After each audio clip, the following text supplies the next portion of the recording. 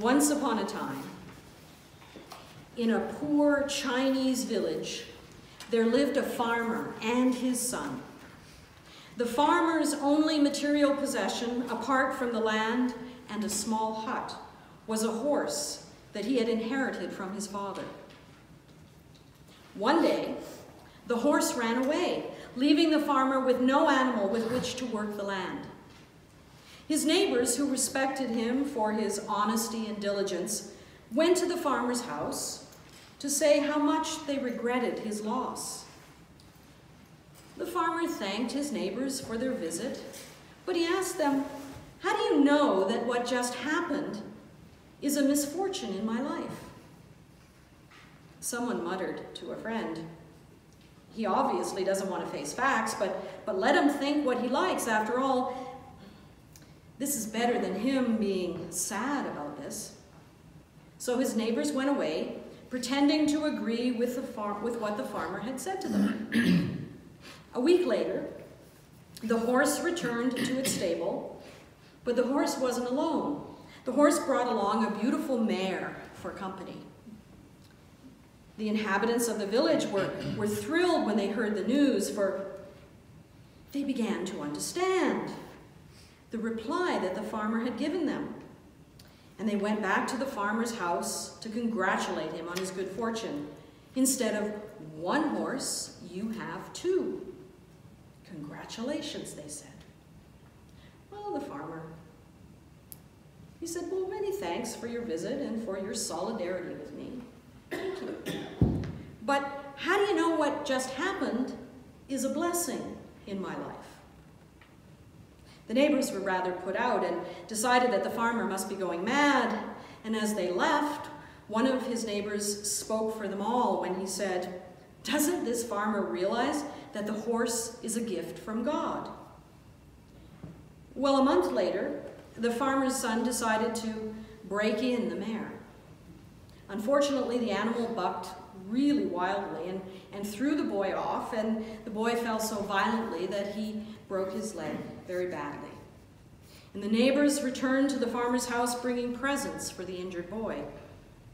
The mayor of the village solemnly presented the condolences to the farmer, saying how sad they all were about what had just occurred.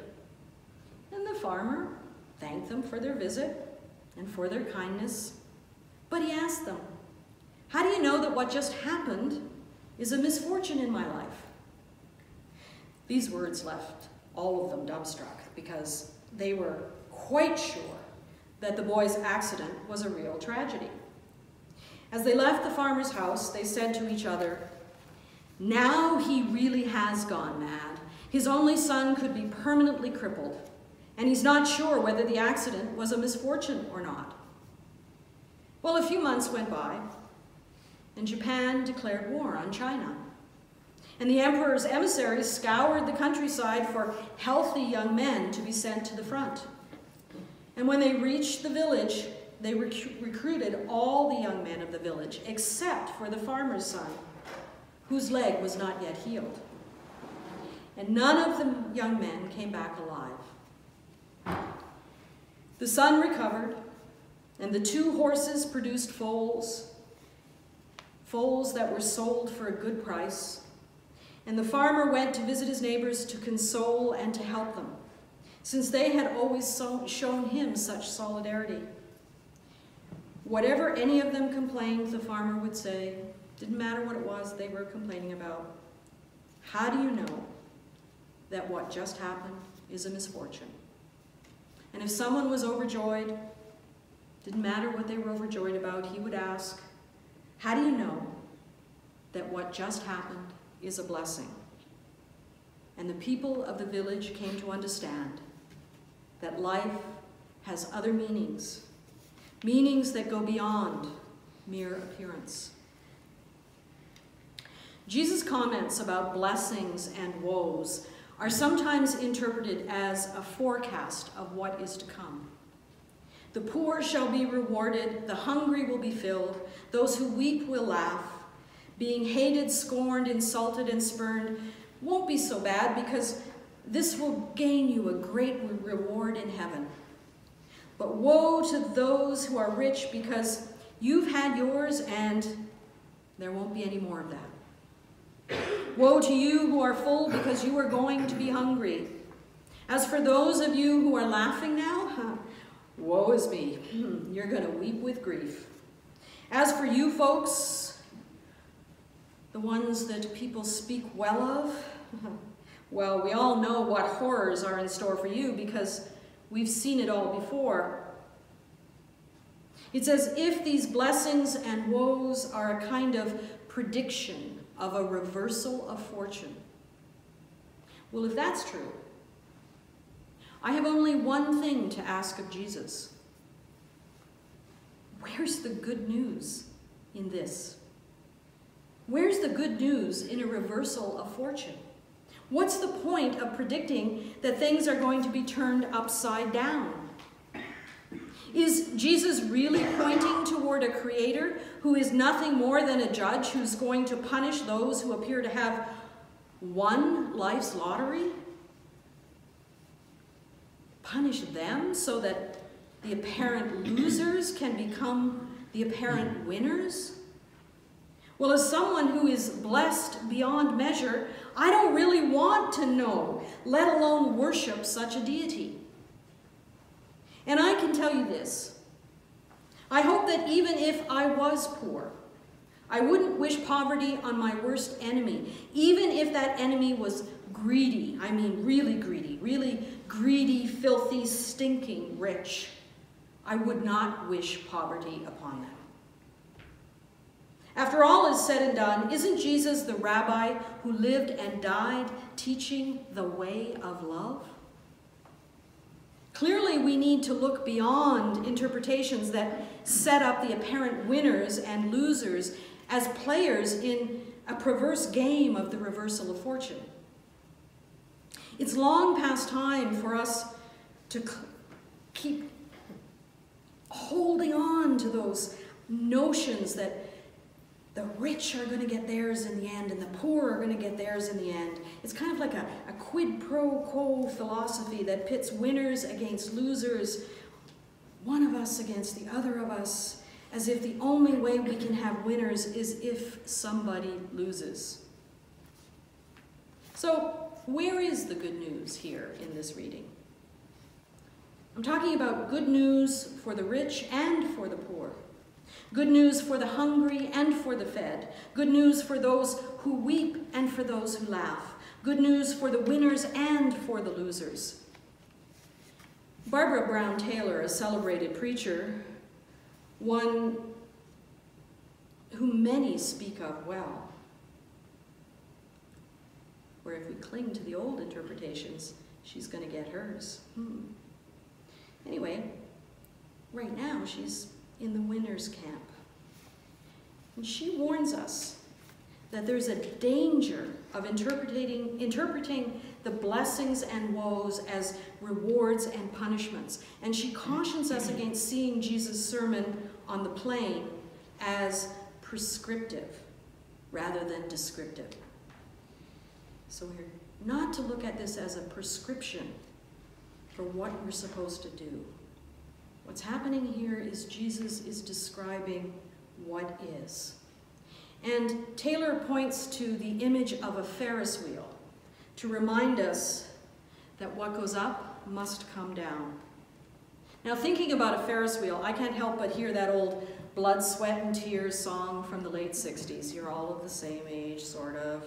Most of you will remember, you know, Blood, Sweat, and Tears, David Clayton Thomas. Spinning wheel, right? What goes up must come down. Spinning wheel's gotta go round.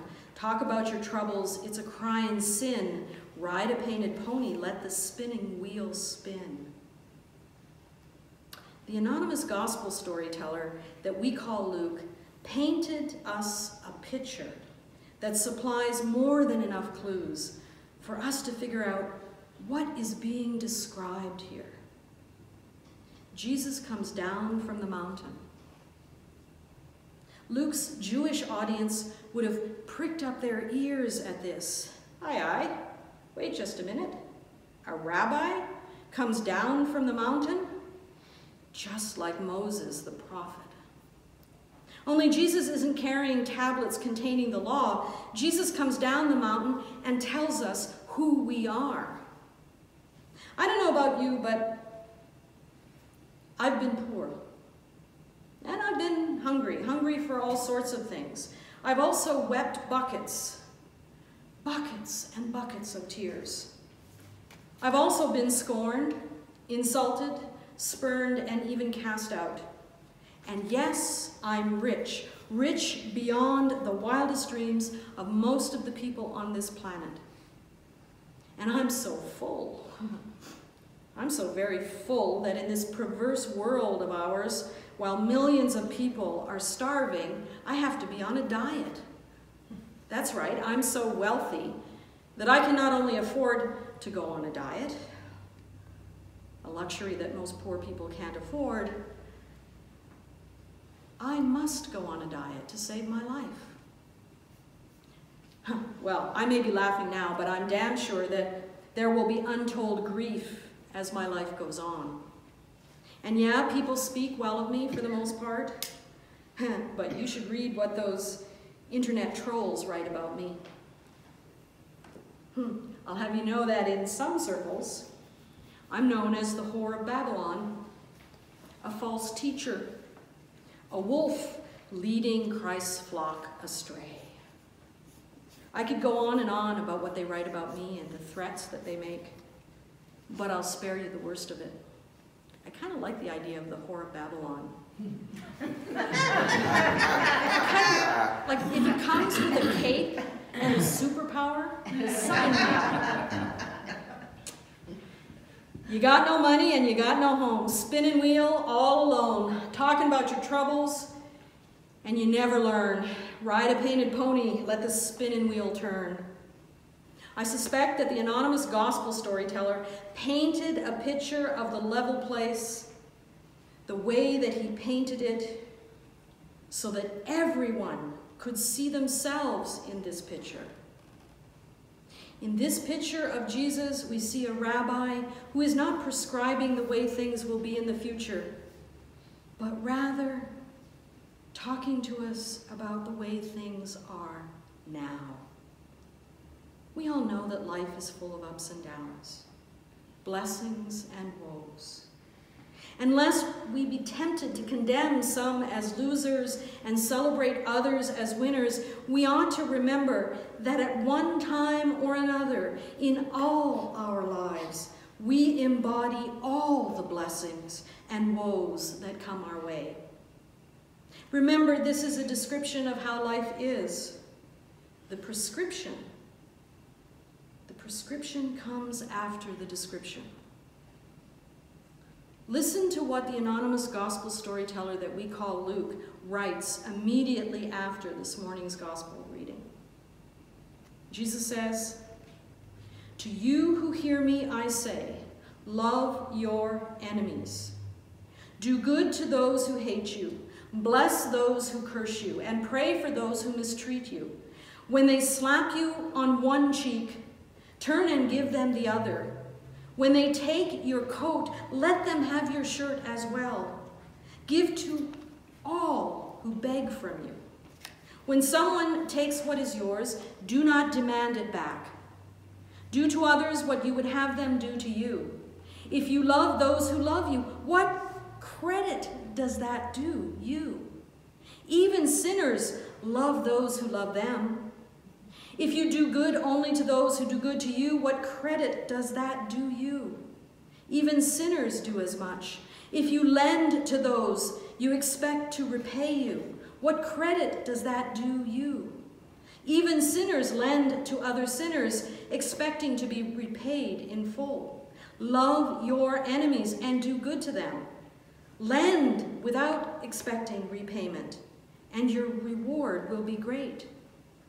You'll rightly be called the child of the Most Holy, since God is good even to the ungrateful and the wicked.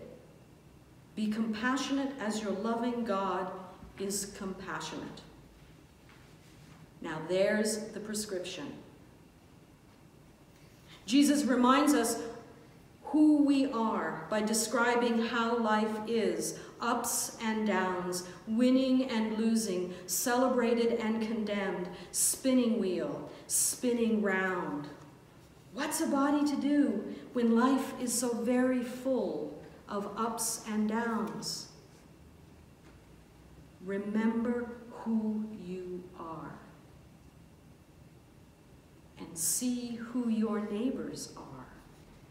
And yes, take note of who your enemies are. And realize that if you are blessed, the best response you can have to that blessing is to be a blessing. Because that wheel has a tendency to keep on spinning. Be compassionate as your loving God is compassionate. This is Jesus' prescription. Be compassionate as our loving God is compassionate. Now there's a deity that I not only want to know, I want to be with, always. Compassionate. I remember a story I learned when I went to a Buddhist retreat center to learn how to meditate. It's a famous story in that particular retreat center, and they tell it to all the newbies. Apparently there was a student who went to the monk who was teaching meditation and said, "My meditation, it's horrible. I feel so distracted, and my legs ache with all that sitting. And I'm constantly falling asleep." And the monk, rather matter-of-factly, said, "This'll pass." Well, a week later, wouldn't you know it, the student went back to the monk and said, "My meditation is wonderful. I feel so aware, so peaceful, so alive. This is just wonderful." And just as matter-of-factly, the monk said, "This will pass." Beloved, the blessings and woes of life come thick and fast. But love is a constant. As those who follow the Rabbi Jesus, let us respond to all the blessings and all the woes that we encounter with love. Let us remember who we are, the blessed and the cursed. And let us respond to the winners and the losers, the rich and the poor, the hungry and the full, the celebrated and the cursed, the good and the bad, our neighbor and our enemies, with compassion, just as our loving God is compassionate. Let us be love in the world. Amen.